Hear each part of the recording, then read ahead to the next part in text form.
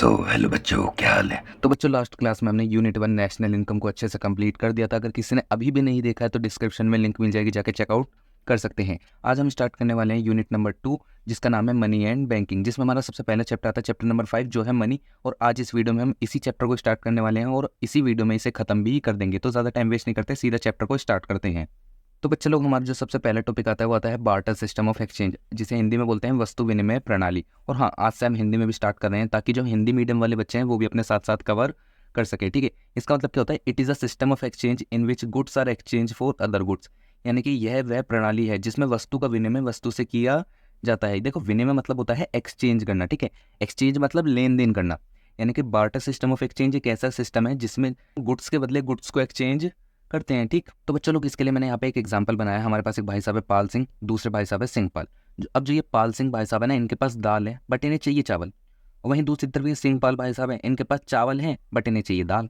तो हमारे जो पाल सिंह भाई साहब हैं वो सिंहपाल से क्या कहते हैं? ओए सिंहपाल, ले ले दाल और मुझे दे दे चावल। ठीक, और वहीं सिंहपाल क्या कह रहा है पाल सिंह से? ओए पाल सिंह, ले ले चावल, दे दे दाल। इनके बीच में ये ऐसे खेलते जा रहे हैं, ले ले दाल दे दे चावल, ले ले दाल दे दे चावल। तो उस पाल सिंह ने क्या करा? सिंहपाल को दाल दे दी जो उसे दाल चाहिए थी, और सिंहपाल से चावल ले लिए जो पाल सिंह को चाहिए। तो देखो, यहाँ पे इन्होंने क्या करा ना, अपने गुड्स को एक्सचेंज कर लिया, बट इनके बीच में कोई भी मॉनेटरी ट्रांजैक्शन नहीं हुई। यानी कि इन दोनों में से किसी ने भी एक दूसरे को पैसे नहीं दिए, अपने गुड्स को एक्सचेंज करा। तो इसी चीज़ को बोला जाता है बार्टर सिस्टम ऑफ एक्सचेंज, या हिंदी में बोले तो वस्तु विनिमय प्रणाली। अब इसे एक दूसरे नाम से भी बुलाया जाता है। इट इज ऑल्सो कोल्ड है सीसी इकोनॉमी। यहाँ पे जो सी होता है ना, इसका मतलब होता है कमोडिटी। अब इसे सीसी इकोनॉमी यानी कि कमोडिटी टू कमोडिटी इकोनॉमी भी बोला जाता है। क्यों? क्योंकि यहाँ पे हम वस्तु के बदले वस्तु को एक्सचेंज कर रहे होते हैं। ठीक बच्चों, तो बच्चे लोग, अब जो ये बार्टर सिस्टम ऑफ एक्सचेंज है ना, यानी कि वस्तु विनिमय प्रणाली, इसकी कुछ कमियां होती हैं, इसके कुछ ड्रॉबैक्स होते हैं। ठीक है, अब देखते हैं वो क्या क्या है। सबसे पहले आता है problem of double coincidence of wants, यानी कि आवश्यकताओं का दोहरा सहयोग की समस्या। अब ये क्या होता है? देखो, बार्टर सिस्टम ऑफ एक्सचेंज जो है वर्क किस पे कर रहा है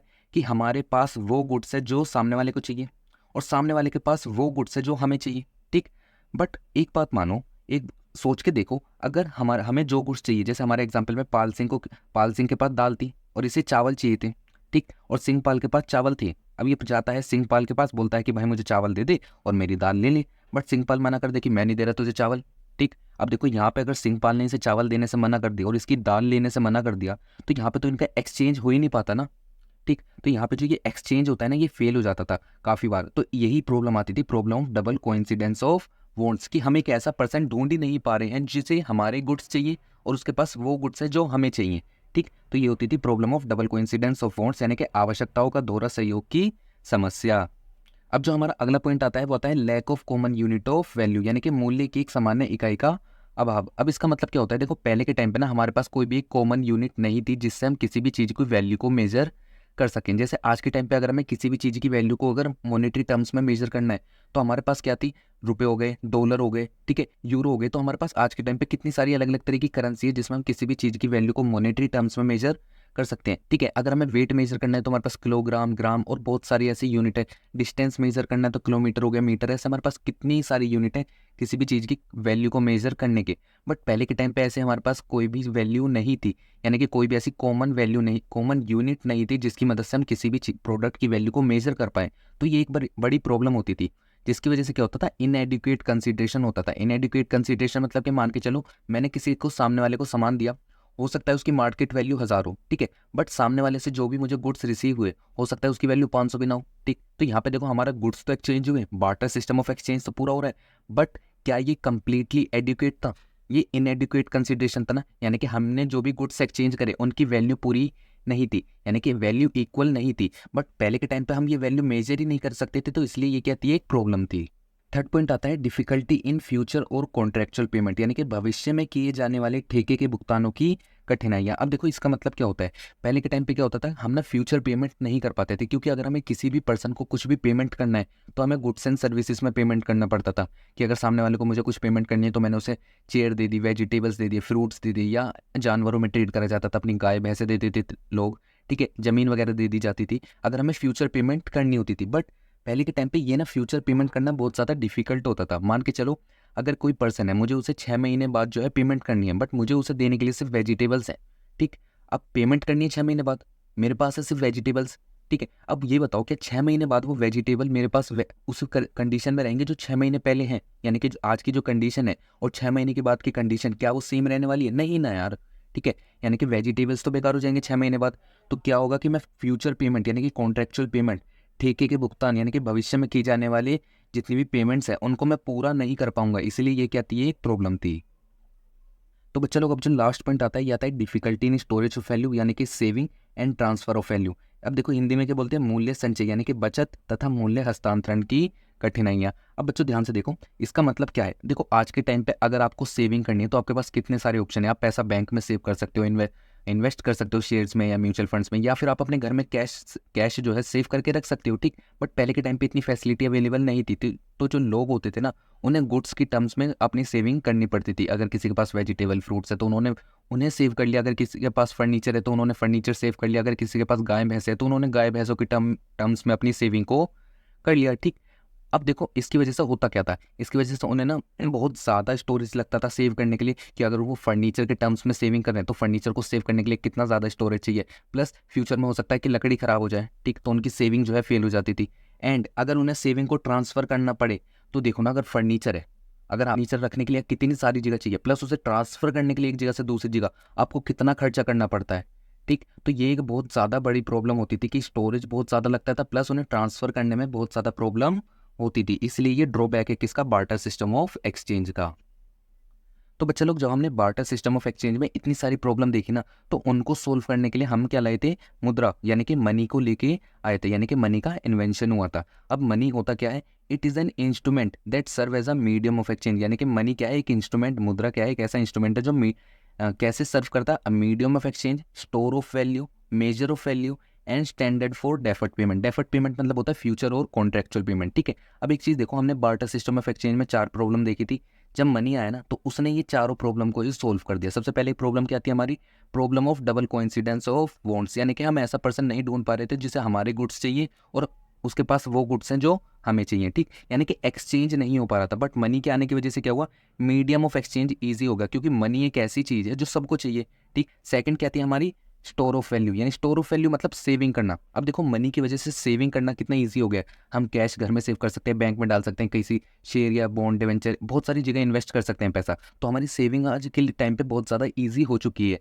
ठीक है, but barter system of exchange में ये इतना सिंपल नहीं था, तो मनी ने आके इस प्रॉब्लम को भी सोल्व कर दिया। थर्ड क्या था, measure of value. Measure of value मतलब बार्टर सिस्टम ऑफ एक्सचेंज में हमारे पास कोई भी कॉमन यूनिट नहीं थी जिसकी मदद से हम किसी भी चीज़ की वैल्यू को मेजर कर सके। ठीक, अब मनी ने आके क्या करा, हमें एक कॉमन यूनिट दे दी जिसकी वजह से हम किसी भी चीज़ की वैल्यू को मेजर कर सकते हैं। ठीक, फोर्थ क्या था, standard for deferred payment. Deferred payment मतलब फ्यूचर पेमेंट। अब देखो पहले क्या था, गुड्स में हमें पेमेंट हो रही थी तो इसलिए फ्यूचर पेमेंट कंप्लीट नहीं हो पा रही थी। बट अगर मनी आ गया, अगर मनी आज है, क्या कहते हैं, आज हमारे पास पैसा पड़ा है तो वो 6 महीने बाद भी उतना ही रहना है ना।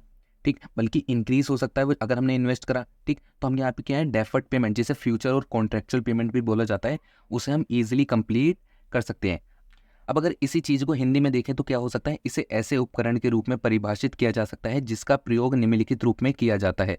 यानी कि मनी क्या है, मुद्रा क्या है, एक ऐसा उपकरण जिसे निम्नलिखित रूप से परिभाषित किया जा सकता है, यानी कि निम्नलिखित तरीकों से यूज़ किया जा सकता है। सबसे पहला विनिमय के माध्यम, यानी कि मीडियम ऑफ एक्सचेंज की तरह यूज़ किया जा सकता है। दूसरा क्या है, मूल्य के संचय। संचय मतलब बचत करना, यानी कि स्टोर ऑफ वैल्यू, कि हम मुद्रा के आने की वजह से हम सेविंग ईजिली कर सकते हैं, बचत आसानी से कर सकते हैं।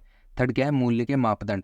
मापदंड मतलब होता है वैल्यू को मेजर करना। हम इजीली मनी के आने की वजह से क्या है ना, हम किसी भी चीज़ की वैल्यू को इजीली मेजर कर सकते हैं, यानी कि उसका मापदंड कर सकते हैं। अब फोर्थ क्या था, स्टैंडर्ड फॉर डेफर्ड पेमेंट, जिसे हिंदी में क्या बोलते हैं, स्थगित भुगतानों के माप। स्थगित भुगतान वही फ्यूचर पेमेंट, यानी कि भविष्य में किए जाने वाले भुगतान, या कॉन्ट्रेक्चुअल पेमेंट जिसे हिंदी में बोलते हैं ठेके के भुगतान, वही सेम चीज़ है। ठीक, तो बच्चे लोग मैं उम्मीद करता हूँ कि अब तक आपको मैंने जितना बताया बार्टर सिस्टम ऑफ एक्सचेंज और वस्तु विनिमय प्रणाली क्या होती है, इन सब के बारे में, उनकी ड्रॉबैक्स क्या है, उनकी कमियां क्या है, फिर मनी क्या होता है यानी कि मुद्रा क्या है, ये आपको अच्छे से क्लियर हुआ होगा। अब जो हमारा अगला टॉपिक आता है वो आता है फॉर्म्स ऑफ मनी, यानी कि मुद्रा के अलग अलग तरह के रूप होते हैं या प्रकार होते हैं, वो क्या है। चलो हमारी जो सबसे पहली फॉर्म्स ऑफ मनी आती है वो आती है फिएट मनी, यानी कि आदेश मुद्रा। अब देखो ये क्या है, it is the form of money which is issued by order और अथॉरिटी ऑफ गवर्नमेंट। ये है वह मुद्रा है जो सरकार के आदेश द्वारा जारी की जाती है। मतलब कि फिएट मनी, आदेश मुद्रा कौन सी मुद्रा होती है, यानी कि कौन सी मनी है जो गवर्नमेंट के ऑर्डर पर इशू करी जा रही है, जो सरकार के आदेश पर इशू करी जा रही है, इसीलिए इसका नाम भी क्या पड़ा है, आदेश मुद्रा यानी कि फिएट मनी। ठीक है, अब इसके अंदर क्या क्या इंक्लूड होता है, it include all notes and coin which the people in a country are legally bound to accept it as a medium of exchange. यानी कि हमारी कंट्री में जितने भी नोट्स हो गए या जितने भी कॉइन्स हो गए इशू किए जाते हैं गवर्नमेंट द्वारा, ठीक है, गवर्नमेंट और आरबीआई के द्वारा, वो सब क्या है, हमारे फिएट मनी का पार्ट बनते हैं। ठीक है, और ये जितने भी नोट्स और कॉइन्स होते हैं हमारी कंट्री में जितने भी लोग हैं ये लीगली बाउंड हैं इसे as a medium of exchange accept करने के लिए। इतना क्लियर सब बच्चों को फिएट मनी क्या होता है हिंदी में पढ़े तो। इसमें सभी नोट्स तथा सिक्के सम्मिलित हैं जिसे लोग एक देश में कानूनी तौर पर विनिमय के माध्यम के रूप में स्वीकार करने के लिए बाध्य होते हैं। वही जो मैंने ऊपर इंग्लिश में लिखा है नीचे बस हिंदी में लिखा है। तो बच्चों लोग अब जो हमारा अगला मनी का टाइप आता है वो है फिड्यूसरी मनी यानी कि न्यास मुद्रा। It is that money which is accepted as a medium of exchange because of the trust between the payer and the payee. यानी कि ये क्या है, एक ऐसी फॉर्म ऑफ मनी है, यानी कि ये एक ऐसी मुद्रा है जो गवर्नमेंट इशू नहीं करती बट ये फिर भी कंट्री में as a medium of exchange accept करी जा रही है। किसके बेसिस पे, ट्रस्ट। किसके बीच में ट्रस्ट, पेयर यानी कि जो बंदा पेमेंट कर रहा है, पेई जो बंदा पेमेंट रिसीव कर रहा है। ठीक बच्चों, अब इसे हिंदी में पढ़े। यह वह मुद्रा होती है जो विनिमय के माध्यम के रूप में स्वीकार की जाती है यानी कि मीडियम ऑफ एक्सचेंज के रूप में ये एक्सेप्ट की जाती है क्योंकि यह प्राप्तकर्ता यानी कि पेई तथा अदाकर्ता यानी कि पेयर के बीच परस्पर विश्वास पर आधारित है। यानी कि जो भी पेयर एंड पेई है उनके बीच में ट्रस्ट है, इसलिए ये as a medium of exchange accept की जा रही है। अब देखो ये फिड्यूसरी मनी होती कौन सी है, ठीक है, हमें ये तो पता लग गया कि गवर्नमेंट इशू नहीं कर रही बट ये फिर भी as a medium of exchange accept करी जाती है बस लोगों के बीच में जो ट्रस्ट है उसके ऊपर। इसके एग्जाम्पल आते हैं चेक हो गया, बिल्स ऑफ एक्सचेंज हो गया, प्रोमिसरी नोट हो गया। तो ये सब क्या होते हैं, फिड्यूसरी मनी के एग्जाम्पल होते हैं। देखो चेक जो होता है गवर्नमेंट थोड़ी इशू करती है, गवर्नमेंट थोड़ी बोल रही है कि आप चेक दे लो, नहीं चला तो हम संभाल लेंगे। ठीक, अब ये क्या है, ये लोगों के बीच ट्रस्ट के ऊपर ही तो इशू करी जा रही है। ऐसी बिल्स ऑफ एक्सचेंज हो गए या प्रोमिसरी नोट हो गए, ये लोगों के बीच में जो ट्रस्ट है उसके बेसिस पे इशू करी जाती है कि हाँ अगर मैंने किसी को चेक दिया तो सामने वाले को भरोसा है कि वो इस चेक को बैंक में डालेगा तो उसके पैसे बैंक में आ जाएंगे। हमारा अगला मनी का टाइप होता है वो आता है फुल बॉडीड मनी यानी कि पूर्णकाय मुद्रा।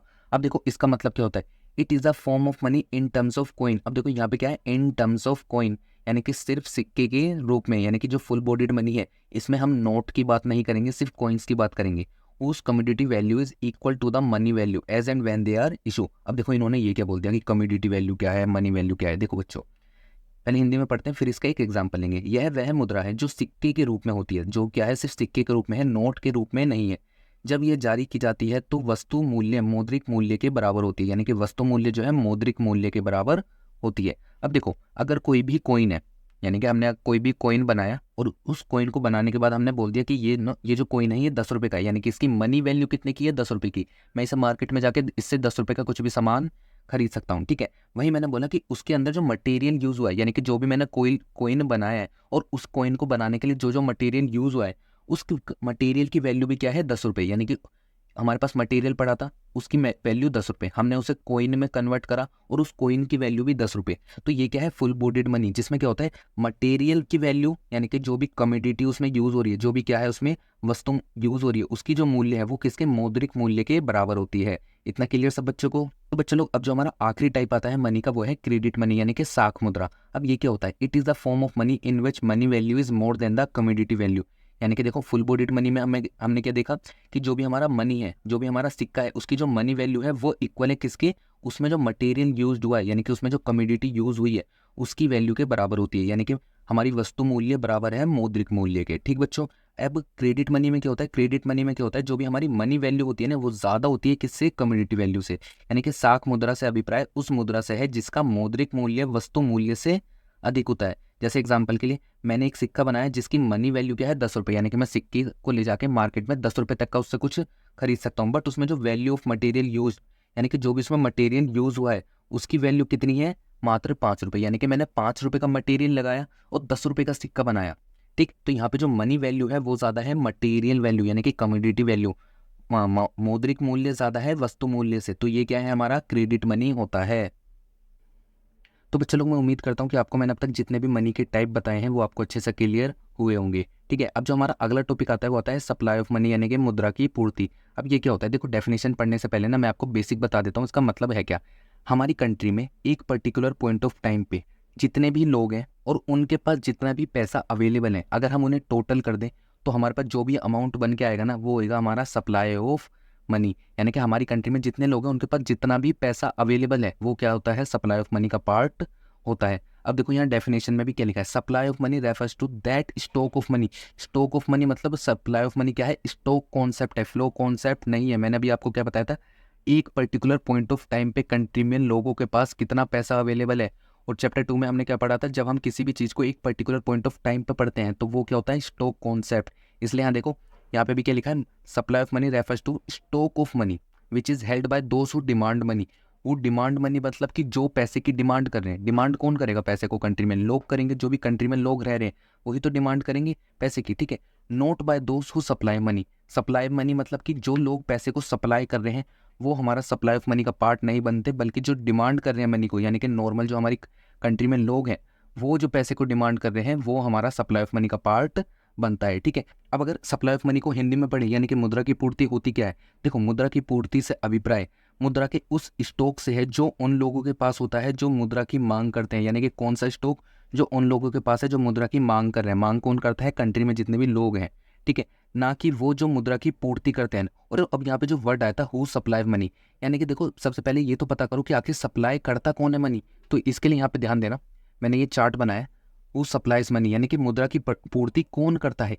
अब देखो मुद्रा की पूर्ति करते हैं तीन लोग हमारी कंट्री में। सबसे पहले कहते हैं सेंट्रल बैंक यानी कि केंद्रीय बैंक, दूसरा होता है कमर्शियल बैंक यानी कि वाणिज्यिक बैंक, तीसरा क्या होता है गवर्नमेंट यानी कि हमारी सरकार। सबसे पहले बात करें सेंट्रल बैंक यानी कि केंद्रीय बैंक, जो कि कौन होता है, आरबीआई, यानी कि हमारी कंट्री में जो भी सबसे बड़ा बैंक होता है ना वो कौन होता है, सेंट्रल बैंक यानी कि केंद्रीय बैंक। हमारे इंडिया में सबसे बड़ा बैंक कौन है, आरबीआई, ठीक। तो ये क्या है, हमारा सेंट्रल बैंक। अब आरबीआई कैसे करता है सप्लाई ऑफ मनी, यानी कि देखो हमारा जो आरबीआई है ना वो सप्लाई ऑफ मनी कर कैसे रहा है, वो क्या करता है, नोट को इशू करता है कंट्री में, जिसकी मदद से क्या होता है, लोगों के पास पैसा पहुंचता है और वो सप्लाई ऑफ मनी में कंट्रीब्यूट करता है। अब देखो आरबीआई नोट इशू करने के लिए क्या करता है, आरबीआई को नोट इशू करने के लिए ना मेंटेन करके रखना होता है मिनिमम रिजर्व, किस चीज का, क्या कहते हैं, 200 करोड़ का उसे मिनिमम रिजर्व मेंटेन करके रखना पड़ता है, ठीक। यानी कि न्यूनतम 200 करोड़ का शेष रखना पड़ता है आरबीआई को अपने पास, ताकि वो नोट इशू कर सके। अब ये जो 200 करोड़ का उसने रिजर्व बना के रखा है ना, इसके अंदर भी क्या क्या इंक्लूड होगा, रिजर्व जो होगा ना 200 करोड़ का, ये किस में होगा, in terms of gold and foreign security, यानी कि जो भी रिजर्व बनाया है वो किस में होगा, गोल्ड और फॉरेन सिक्योरिटी में होने वाला है, ठीक बच्चों। अब देखो यहाँ पे जो हमारा ये आया है गोल्ड और फॉरेन सिक्योरिटी, इसके अंदर जो भी होगा ना, यहाँ पे क्या होगा, हमारे जितना भी गोल्ड है ना उसकी वैल्यू कितनी होनी चाहिए, 115 करोड़। यानी कि बच्चों जो आरबीआई है वो क्या करता है, सप्लाई ऑफ मनी में कंट्रीब्यूट कर रहा है नोट इशू करके। अब वो नोट इशू कैसे करता है, उसे एक मिनिमम रिजर्व बना के रखना है 200 करोड़ का, यानी कि न्यूनतम शेष बना के रखना होता है 200 करोड़ का, जिसमें उसे क्या रखने पड़ते हैं, गोल्ड और फॉरेन सिक्योरिटी, यानी कि 200 करोड़ के गोल्ड और फॉरेन सिक्योरिटी को रखना पड़ता है। एंड जो वो रिजर्व है उसके अंदर जो गोल्ड है ना उसकी 115 करोड़ होनी चाहिए मिनिमम वैल्यू, यानी कि 115 करोड़ का 200 करोड़ के रिजर्व में सिर्फ गोल्ड होना चाहिए। इतना क्लियर सब बच्चों को, और ये मिनिमम वैल्यू है, इससे ज़्यादा वो रखना चाहे तो रख सकते हैं।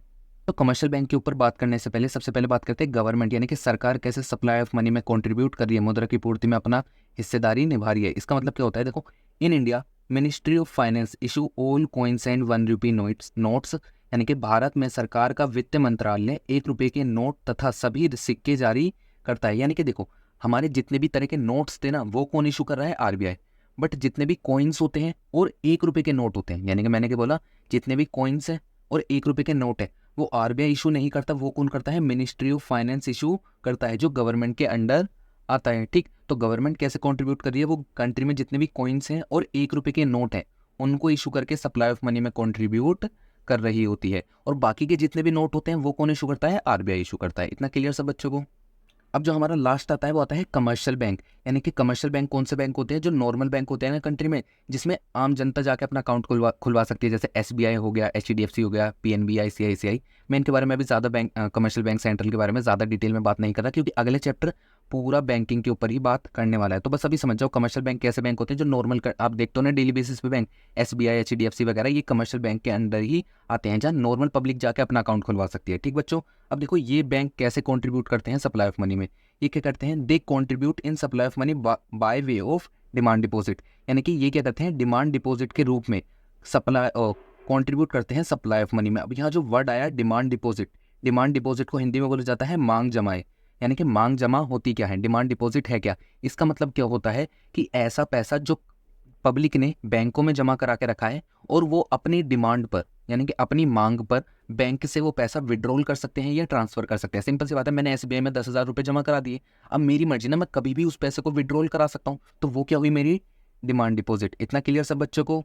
तो बच्चों लोग डिमांड डिपॉजिट के रूप में कैसे commercial bank supply of money में कंट्रीब्यूट करते हैं, यानी कि मांग जमाओं के रूप में कैसे जितने भी वाणिज्यिक बैंक है वो मुद्रा की पूर्ति में अपना हिस्सेदारी निभाते हैं। मैं अभी बोलूंगा, प्लीज़ इसे अभी ऐसे ही रट लो कि कमर्शियल बैंक जो है डिमांड डिपॉजिट के रूप में सप्लाई ऑफ मनी कर रहे हैं, क्योंकि जो बैंकिंग वाला अगला चैप्टर है ना, उसमें ये पूरा प्रोसेस है कि डिमांड डिपॉजिट की मदद से कैसे हमारा जो कंट्री में सप्लाई ऑफ मनी करी जा रही है, पैसा क्रिएट किया जा रहा है। ठीक बच्चों, तो वहाँ पर मैं आपको पूरा प्रोसेस सिखाने वाला हूँ। तो अभी के लिए मैं बोलूँगा प्लीज़ इसे रट लो। ठीक बच्चों, अब अगर आगे चलें, देखो money created by central bank, यानी कि सीबी क्या है, central bank, by way of demand deposit, demand DD मतलब डिमांड डिपॉजिट, इस कोल्ड बैंक मनी, यानी कि वाणिज्यिक बैंकों द्वारा मांग जमाओं के माध्यम से जो भी पैसा जनरेट किया जाता है इकोनॉमी में, उसे बोला जाता है बैंक मुद्रा, यानी कि बैंक मनी। इतना क्लियर सब बच्चों को।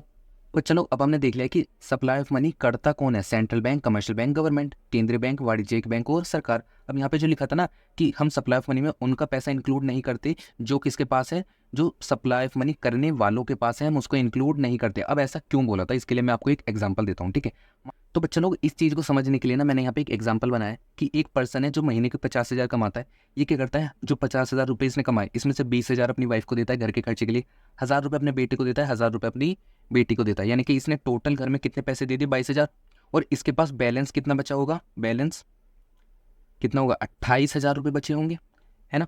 ठीक, अब कुछ दिन बाद क्या होता है, इसकी जो वाइफ होती है वो कहती है कि और पैसे दे दो क्योंकि घर में पैसे खत्म हो गए। ठीक, अब ये बताओ क्या ये अपनी वाइफ से क्या बोलेगा कि मैंने 20,000 तुझे दिए, 1,000 इन दोनों को दिए, तो टोटल मिला के 22,000 दिए थे, वो पैसे इतनी जल्दी कहाँ खत्म हो गए। ये क्या बोलेगा कि घर में इसने दिए 22,000 है, बट अपनी वाइफ से लड़ता है कि तू पूरे के पूरे 50,000 खा गई। अरे जब तूने 28,000 पैसे दिए ही नहीं है इसे, तो वो खर्च कैसे करती, तूने 22,000 दिए सबको, तो उन्होंने वो खर्च कर दिए। मतलब कि इसके पास ये जो बंदा पैसा सप्लाई कर रहा है अपने घर में, इसके पास जो 28,000 रुपये पड़े हैं वो इस सप्लाई ऑफ मनी का पार्ट नहीं बनेंगे। क्यों, क्योंकि इसने तो 22,000 ही दिए हैं ना अपने घर में, बाकी के 28,000 तो इसके पास है। तो यही तो बोलेगा कि मैंने अपने घर में 22,000 सप्लाई करे हैं, पूरे के पूरे 50,000 सप्लाई नहीं करे। ठीक, तो यही होता है कि हमारी कंट्री में देखो, हम कंट्री को चला कौन रहा है, मेनली कमर्शियल बैंक, गवर्नमेंट और सेंट्रल बैंक। यही लोग जो है कंट्री में जितने भी पैसे से रिलेटेड काम होते हैं इनको कंट्रोल करते हैं। ठीक, अब एक चीज़ बताओ, यही 3 लोग पैसे को सप्लाई कर रहे हैं, यानी कि ये जो तीनों लोग हैं वो किस प्लेस पे आ रहे हैं, इस पर्सन के प्लेस पे। और कंट्री में जितने भी लोग हैं जिनके पास जो क्या कहते हैं पैसे को डिमांड कर रहे हैं, वो किस प्लेस पे आ रहे हैं, इन तीनों के प्लेस पे। ठीक, तो जो ये तीनों लोग पैसा सप्लाई कर रहे हैं लोगों के पास, यानी कि इन तीनों के पास जो भी पैसा आ रहा है वो ही तो हम सप्लाई ऑफ मनी में इंक्लूड करेंगे। अब इन तीनों के पास जो अपना पैसा पड़ा होगा, जो इसके पास अपने 28,000 रुपये पड़े थे, वो हम सप्लाई ऑफ मनी में इंक्लूड नहीं करेंगे। तो बच्चों लोग, मैं उम्मीद करता हूँ कि आपको सप्लाई ऑफ मनी का पूरा टॉपिक अच्छे से क्लियर हो गया होगा। अब बच्चों, इस चैप्टर में हमारा लास्ट टॉपिक बचता है जो है M1 measure of money supply, यानी कि मनी सप्लाई को मेजर करने के लिए, क्योंकि हमने देखा हमारी कंट्री में जितना भी लोगों के पास पैसा है उसको जोड़ दो, सप्लाई ऑफ मनी आ जाता है। बट हम उस पैसे में क्या क्या इंक्लूड करेंगे, यानी कि उस सप्लाई ऑफ मनी में क्या क्या इंक्लूड करेंगे, उसके लिए हमारे पास ना मेजर्स होते हैं। ठीक है, हमारे ऐसे पास 4 अलग अलग तरह के मेजर है, M1 major, M2, M3, M4। But आपके कोर्स में सिर्फ M1 आता है, तो हम सिर्फ M1 को ही पढ़ेंगे। अब बच्चों इधर ध्यान दो, देखो, अकॉर्डिंग टू M1 मेजरमेंट, यानी कि money supply include the following component, यानी कि M1 मेजर के अकॉर्डिंग मनी सप्लाई में ये 3 चीज़ें इंक्लूड होती हैं। जैसे यहाँ पे हिंदी में क्या लिखा है, M1 माप के अनुसार मुद्रा की पूर्ति में निम्नलिखित घटक शामिल है, जो क्या है, M1 is equal to C plus DD plus OD। वही हिंदी में भी लिखा है C plus DD plus OD। तो चलो, अब यहाँ पे जो C आता है इसका मतलब होता है करेंसी हेल्ड बाय पब्लिक, यानी कि जनता के पास करेंसी। अब देखो, कहीं भी करेंसी वर्ड आ जाए ना तो समझ जाना इसके अंदर सारे नोट्स और सारे कॉइन्स इंक्लूड होते हैं। यानी कि हमारी कंट्री में जितनी भी पब्लिक है उन्होंने जितनी भी करेंसी, यानी कि जितना भी पैसा नोट्स के रूप में, कॉइन्स के रूप में उनके पास है, वो सब किस में आ जाता है, C में। ठीक बच्चों, अब अगला आता है DD, यानी कि डिमांड डिपॉजिट, जो मैंने अभी आपको पीछे बताया था। ये क्या है, DD, डिमांड डिपॉजिट। इसका मतलब क्या होता है, demand deposit of public with commercial bank, यानी कि जितने भी हमारे कमर्शियल बैंक यानी कि वाणिज्यिक बैंक है उनके पास जनता ने जितनी भी मांग जमाए, यानी कि अपना पैसा जमा करा रखा है, वो क्या होंगी, हमारी डिमांड डिपॉजिट। इतना क्लियर सब बच्चों को। अब ये जो OD है इसका मतलब होता है अदर डिपॉजिट, हिंदी में बोले तो अन्य जमाए। अब इसका मतलब क्या है, these are the other deposit which include, यानी कि ये है अन्य जमाए हैं, इसमें निम्नलिखित जमाएं शामिल है। इसके अंदर ना अलग अलग तरह की हमारी डिपॉजिट शामिल होती हैं। सबसे पहले क्या आता है, तो बच्चों लोग अब बात करें कि अदर डिपॉजिट में क्या क्या इंक्लूड होता है। सबसे पहले आता है demand deposit with RBI of public financial institution like NABARD, यानी कि आरबीआई के पास सार्वजनिक वित्तीय संस्थाओं जैसे नाबार्ड की मांग जमा है। अब देखो हमारे जितने भी फाइनेंशियल इंस्टीट्यूशन है जो लोन बांटने का काम करते हैं लोगों को, उनका जो भी पैसा आरबीआई के पास पड़ा है ना, वो भी हमारा सप्लाई ऑफ मनी में इंक्लूड होता है और उसे हम अदर डिपॉजिट की तरह कंसीडर करते हैं। अब नाबार्ड भी क्या है, एक फाइनेंशियल इंस्टीट्यूशन है जो गांव वगैरह के एरिया में जो क्या कहते हैं, जो रूरल एरिया में लोग होते हैं ना, उनको लोन बांटने का काम करता है। अब देखो अगला क्या आता है, demand deposit with RBI of foreign central bank and foreign government, यानी कि आरबीआई के पास विदेशी केंद्रीय बैंक तथा विदेशी सरकार की मांग जमा है। मतलब कि फॉरेन सेंट्रल बैंक यानी कि विदेशी केंद्रीय बैंक और तथा विदेशी सरकार यानी कि फॉरेन गवर्नमेंट ने अगर कुछ पैसा आरबीआई के पास जमा करा रखा है तो वो भी हमारा अदर डिपॉजिट यानी कि सप्लाई ऑफ मनी का पार्ट बनता है। अब इसमें आखिरी चीज क्या आती है, demand deposit of international financial institution like IMF और वर्ल्ड बैंक, यानी कि अंतर्राष्ट्रीय वित्तीय संस्थान जैसा हमारा क्या था पब्लिक फाइनेंशियल इंस्टीट्यूशन जो क्या था नाबार्ड, जो हमारी कंट्री में होता है। ऐसे ही बाहर की कंट्री में जितने भी फाइनेंशियल इंस्टीट्यूशन है उन्हें क्या बोलेंगे, इंटरनेशनल फाइनेंशियल इंस्टीट्यूशन, ठीक है, यानी कि अंतर्राष्ट्रीय वित्तीय संस्थाओं जैसे आईएमएफ और वर्ल्ड बैंक की मांग जमा है। अगर इंटरनेशनल इंस्टीट्यूशन ने कोई भी पैसा हमारे यहाँ आरबीआई के पास जमा करा रखा है तो वो भी हमारा क्या होगा, सप्लाई ऑफ मनी का पार्ट बनेगा। तो बच्चा लोग ये तो हमने देखा कि अदर डिपॉजिट में क्या क्या इंक्लूड होता है, बट अब देखेंगे कि अदर डिपॉजिट में क्या क्या इंक्लूड नहीं होता। सबसे पहले क्या था, deposit of the government of a country with RBI, यानी कि हमारी कंट्री की जो गवर्नमेंट है अगर उसने अपना पैसा कुछ जो है आरबीआई के पास जमा कराया है तो वो हमारा सप्लाई ऑफ मनी में इंक्लूड नहीं होगा। क्यों? क्योंकि गवर्नमेंट भी तो सप्लाई ऑफ मनी का पार्ट है। तो अगर वो ही सप्लाई ऑफ मनी कर रही है तो उसके पास जो पैसा है वो कैसे हम सप्लाई ऑफ मनी में इंक्लूड कर सकते हैं, ठीक है। और यही चीज़ अभी हमने पीछे भी देखी थी, ठीक। मतलब क्या आता है, deposit of the countries banking system with RBI, यानी कि हमारी कंट्री का जो बैंकिंग सिस्टम है, जितने भी हमारी कमर्शियल बैंक है, वाणिज्यिक बैंक है, अगर उनका कुछ पैसा आरबीआई के पास पड़ा है तो वो भी क्या होगा, हमारा सप्लाई ऑफ मनी का पार्ट नहीं होगा। क्यों? क्योंकि हमारे जो कंट्री में कमर्शियल बैंक है, वाणिज्यिक बैंक है, वो भी सप्लाई ऑफ मनी में कॉन्ट्रीब्यूट करते हैं, ठीक बच्चों, वो भी सप्लाई ऑफ मनी करने में सेंट्रल बैंक और गवर्नमेंट को हेल्प करते हैं, इसलिए उनका पैसा भी जो आरबीआई के पास है वो भी हमारा सप्लाई ऑफ मनी का पार्ट नहीं होगा। हिंदी में बोले तो देश की सारी चीज़ को अगर हिंदी में देखें कि ओडी में क्या क्या शामिल नहीं होता, देश की सरकार की आरबीआई के पास जमा है, यानी कि हमारे देश की सरकार ने आरबीआई के पास जो भी पैसा जमा कराया है वो उनका जो है अदर डिपॉजिट में यानी कि अन्य जमाओं में शामिल नहीं होगा। दूसरा क्या है, देश की बैंकिंग व्यवस्था की आरबीआई के पास जमा है, यानी कि हमारी कंट्री की जो बैंकिंग व्यवस्था, जितने भी वाणिज्यिक बैंक है, उन्होंने अगर कुछ पैसा आरबीआई के पास जमा कराया है तो वो भी हमारा सप्लाई ऑफ मनी में इंक्लूड नहीं होने वाला। तो चलो यहाँ पे आके जो हमारा पूरा चैप्टर नंबर 5 है मनी, ये अच्छे से कंप्लीट हो जाता है। हमने वन शॉट में पूरे चैप्टर को अच्छे से कंप्लीट करा है। बस अब आप क्या करना, ये जितने भी टॉपिक मैंने पढ़ाए हैं इन्हें आप एक बार बुक से अच्छे से रीड करना, क्योंकि बहुत ज़्यादा ज़रूरी है। और ये जितने भी नोट्स मैंने यूज़ करें इनका लिंक आपको नीचे डिस्क्रिप्शन में मिल जाएगा, जाके चेकआउट कर सकते हैं। और अगर किसी ने यूनिट 1 नहीं देखी है नेशनल इनकम वाली, उसकी प्लेलिस्ट की लिंक भी आपको नीचे डिस्क्रिप्शन में मिल जाएगी। मैं आपको मिलूंगा अब सीधा अगली क्लास में जिसमें हम बैंकिंग चैप्टर को स्टार्ट करने वाले हैं। तो बच्चों तब तक के लिए बाय बाय।